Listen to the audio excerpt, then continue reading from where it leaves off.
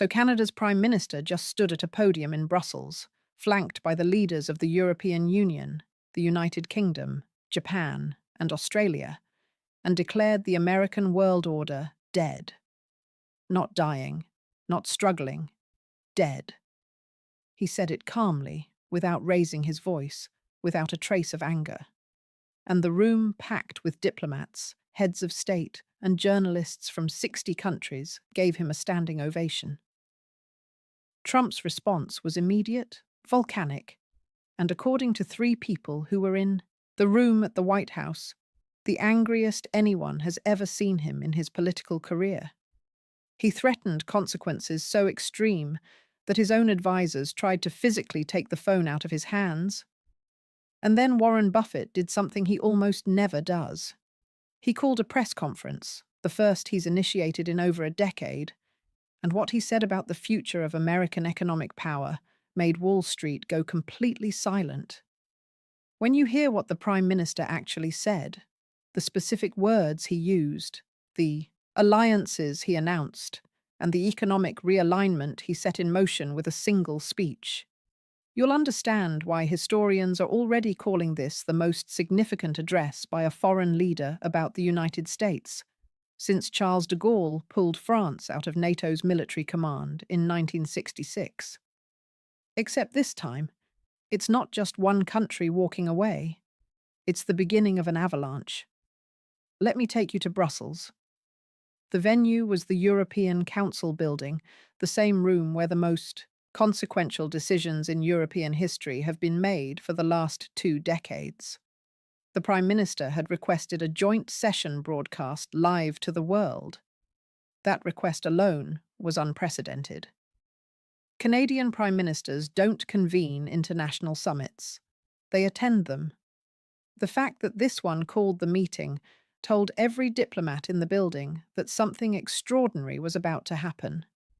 The stage was set with 7 flags: Canada, the European Union, the United Kingdom, Japan, Australia, South Korea, and New Zealand. 7 flags, representing nations whose combined GDP exceeds 28 trillion, roughly equivalent to the entire economic output of the United States. The Prime Minister approached the podium at 10:14 a.m. Central European Time. He wore a dark suit, no flag pin, no notes. He looked directly into the camera and began speaking. For 80 years, he said, the democratic world has operated under a single assumption that the United States of America would lead. That American power, American institutions, and American commitments would provide the foundation upon which the rest of us could build our economies, our security, and our democratic societies. That assumption held through the Cold War. It held through the fall of the Berlin Wall. It held through September 11th, through the financial crisis, and through a global pandemic. That assumption no longer holds. The silence in the room was the kind you feel in your chest. We cannot build our national security on a foundation that changes with every election cycle. We cannot build our economic prosperity on trade agreements that may be torn up within 4 years of being signed. We cannot build our democratic institutions on the assumption that our most powerful ally will remain committed to the values we share when the evidence of the last several years tells us otherwise. For years, we tried dialogue. We tried patience. We waited through the tariffs.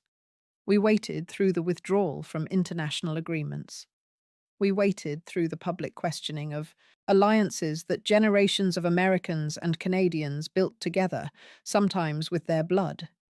And at some point, waiting became its own form of irresponsibility. Because while we waited for Washington to return to reliability, our citizens were paying the price. Here's what makes this different from every other criticism of American leadership you've ever heard. This wasn't a speech designed to pressure the United States into changing. This wasn't a warning.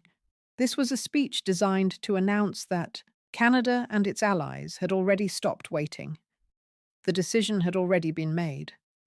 The agreements had already been negotiated, drafted, reviewed, and signed. The architecture of a new order had already been built quietly, methodically, over the previous 18 months. And this speech was simply the moment they told the world it existed. The Prime Minister then announced the formation of what he called the Democratic Prosperity Compact, a multilateral framework for economic cooperation between Canada, the European Union, the United Kingdom, Japan, Australia, South Korea, and New Zealand. The agreement covered trade harmonization, joint infrastructure investment, coordinated technology regulation, shared supply chain resilience planning, and critically provisions for settling international trade in non-dollar currencies. He was careful with his language. He said the framework was not built against the United States and that the door remains open for American participation. But every diplomat in the room understood what that meant. The door was open the way a church door is open after a funeral. Technically, you can walk in, but the service is already over. And then he delivered the line that went viral in 40 countries within the hour. He looked directly into the camera and said, "The era of assuming American leadership is permanent. That era is over. It ended not because of any enemy abroad, but because of choices made in Washington. We did not want this, but we will not pretend it isn't happening." He didn't raise his voice. He didn't have to. The European Commission President began applauding before the sentence was finished. The British Prime Minister joined.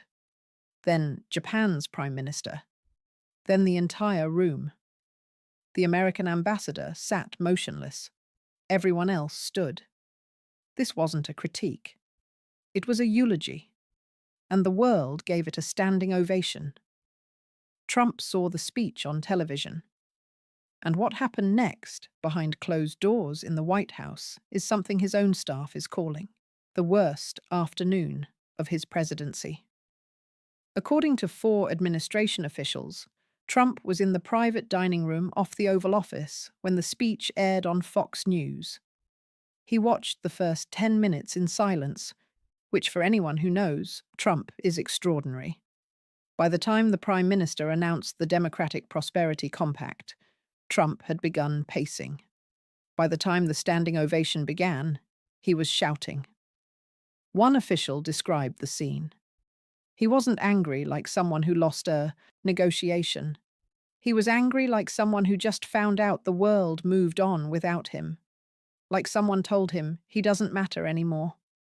Within 90 minutes, Trump had fired off 11 social media posts in rapid succession, each one angrier than the last. He called the Canadian Prime Minister weak, pathetic, a globalist puppet, and a leader of a country that wouldn't exist for 5 minutes without American protection. He threatened to withdraw the United States from NATO entirely, the most consequential military alliance in human history, dissolved in a social media post. He threatened a complete trade embargo on Canada. He threatened to revoke Canada's access to 5A's intelligence sharing. And he threatened in language that made even his own staff uncomfortable to make Canada pay a price they cannot imagine. Republican senators began calling the chief of staff within the hour, not to express support, to express alarm. One senator said, "Someone needs to take his phone.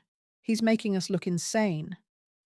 Each threat was louder than the last, each one more extreme, and each one more completely irrelevant, because every single threat he made had already been anticipated. Every card he played had already been countered. The Democratic Prosperity Compact had been designed to function without American participation. That wasn't a bug. It was the entire point. The NATO threat was meaningless because the European members had already begun building independent defence capabilities. The EU Rapid Deployment Force, a European defence fund with over €0.08 billion in capitalisation. The trade embargo threat was hollow because Canada had spent 18 months diversifying its trade partnerships across 3 continents. the same strategy that had already neutralized earlier tariff threats, and the intelligence sharing threat actually backfired. Within hours, the UK's government communications headquarters issued a quiet statement reaffirming its bilateral intelligence relationship with Canada independent of any American decision. Australia did the phone and did something he hasn't done since the 2008 financial crisis. He called a press conference. Warren Buffett does not call press conferences. He issues annual letters. He speaks at shareholders' meetings. He does not summon the financial press. That he felt this moment warranted the same treatment as the 2008 collapse tells you everything about the gravity of what just happened. Buffett stood at a podium in Omaha. No notes, no teleprompter, and SP. Okay, for 11 minutes, what we witnessed Today wasn't a speech, Buffett said. It was an obituary, and I'm afraid it was accurate. The United States used to lead the global economy for a very simple reason. Not because we had the biggest military, not because we had the most nuclear weapons. We led because we were the most predictable, the most stable, and the most trustworthy partner in the room. That's how you attract capital. That's how you attract allies. That's how you build an order that lasts for 80 years. What we've seen in the last several years has systematically destroyed the one thing that made American leadership possible. Not our wealth, not our military, not our technology, our trustworthiness. When foreign central banks hold U.S. Treasury bonds, they're not making a financial bet. They're making a trust bet. They're saying, we believe the United States will honor its obligations. That trust took generations to build. 70 years of consistent behavior, and I'm telling you today, it has been demolished, not weakened, not cracked, demolished. Buffett then revealed that Berkshire Hathaway had been quietly increasing its international exposure for 18 months. Not because we're bearish on American workers. American workers are the finest. Not because we're bearish on American innovation. American innovation is extraordinary. We're bearish on American policy leadership. He closed with a line that financial commentators are calling the most significant statement Buffett has made since 2008. Empires don't collapse because of their enemies. They collapse because they stop being worth following. Today, the world told us it's found somewhere else to go. The question is whether we have the humility to understand why. Here's the thing. The Prime Minister's declaration didn't come out of nowhere. It was the final act in a pattern that's been building for years. A pattern of alliance destruction so consistent that historians will wonder how anyone was surprised. It started with NATO. The questioning of Article 5, the mutual defense clause that is the beating heart of the Western alliance, repeatedly publicly casting doubt on whether America would honor its most sacred commitment. The physical shoving of the Prime Minister of Montenegro at a NATO summit, literally pushing an allied leader out of the way. European diplomats still reference that moment as when they realized something fundamental had changed. Then came the trade agreements, the Trans-Pacific Partnership, painstakingly negotiated over 8 years, withdrawn from in 3 days, handing Pacific trade leadership to Beijing. The Paris Climate Accord, signed by 195 nations, withdrawn from handing global climate leadership to Europe. The Iran nuclear deal, negotiated alongside America's closest allies, torn up with no consultation. Each withdrawal sent the same unmistakable message. The United States will not honor its commitments. The signature of an American president means nothing, and the allies who tried to warn us were dismissed. Macron called NATO brain-dead, dismissed as French, grandstanding. Now it looks prophetic. Merkel said, "The times when we could fully rely on the United States are over." Treated as emotional. Now it reads like understatement. Every ally who sounded the alarm was dismissed as ungrateful. They weren't ungrateful. They were preparing. They were building the lifeboats while America insisted the ship wasn't sinking. So when Canada's Prime Minister stood at that podium and declared the American order dead, he wasn't making a prediction. He was stating a fact that every other leader already knew. The only people who didn't seem to know were in Washington. Here's what makes this different from every other period of American unpopularity: when the world disliked American policy during Vietnam, when millions protested the invasion of Iraq, when the 2008 crisis shattered confidence. During all of those moments, America's allies stayed. They stayed because even at its worst, American leadership was still preferable to the alternative. There was always a belief that America would course correct, that the next election would bring the country back to its senses. That belief is gone. That's what the Prime Minister's speech was really about. Not any single policy, not any single president. The death of the belief that America will course correct. The democratic world looked at the pattern and concluded, this is not temporary. This is the new normal, and you cannot build your future on a partner whose behavior you can no longer trust. This time, they're not waiting. They're leaving. And they've already built something to replace what they left behind. The Democratic Prosperity Compact isn't a protest. It's a functioning multilateral framework with signed agreements already being implemented. The combined GDP of its member nations exceeds $28 trillion, roughly equivalent to the entire United States. They didn't build an alternative. They built the successor. And here's what should keep every American awake at night. Buried in the technical annexes are provisions for settling international trade in non-dollar currencies. Euro-denominated energy contracts between the EU and Canada. Yen-denominated technology agreements between Japan and Australia, a multilateral clearing mechanism that allows member nations to trade without routing through the American financial system.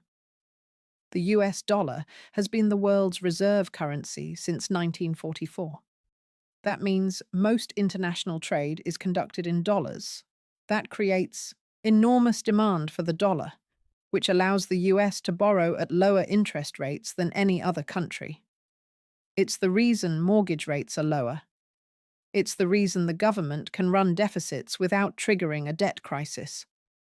Economists call it the exorbitant privilege. And it depends entirely on one thing: the world's willingness to hold dollars because they trust the country that prints them. This is the first serious institutional challenge to that trust since 1944. If global trade moves away from the dollar, even gradually, the consequences are concrete. Higher interest rates on mortgages and car loans, reduced foreign demand for treasury bonds, inflationary pressure as dollars held overseas flow back into the domestic economy.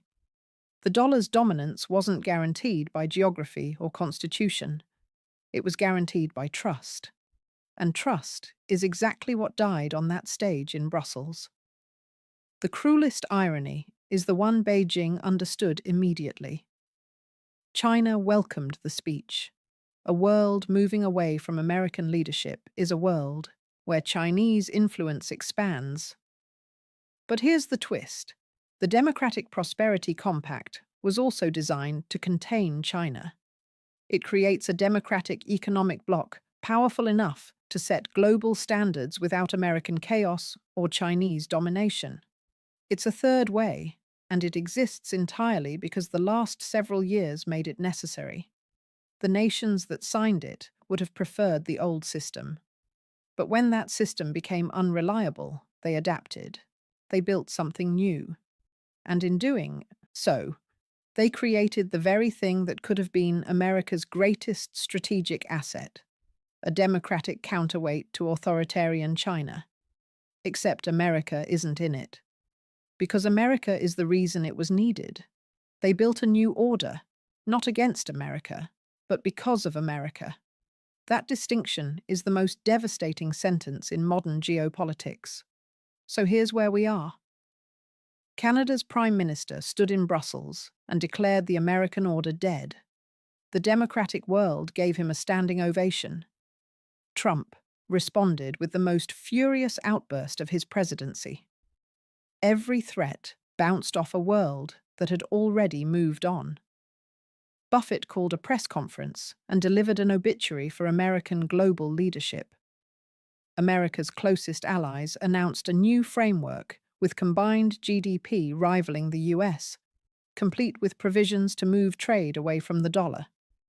And the world applauded with the quiet relief of people who had finally stopped pretending. This isn't about one speech or one president. This is about whether the most powerful country in history just lost its place at the head of the table. Not because someone took it, because it walked away. The chair isn't empty. Someone else is already sitting in it. Can the United States rejoin an order it no longer leads? Will the dollar survive if the nations that hold it no longer trust the nation that prints it? Was this the moment the American century ended, or just the moment the world finally said it out loud? The speech has been given. The alliances have been signed. The money has moved. What happens next is up to a country that for the first time in 80 years has to earn its place at the table instead of assuming it.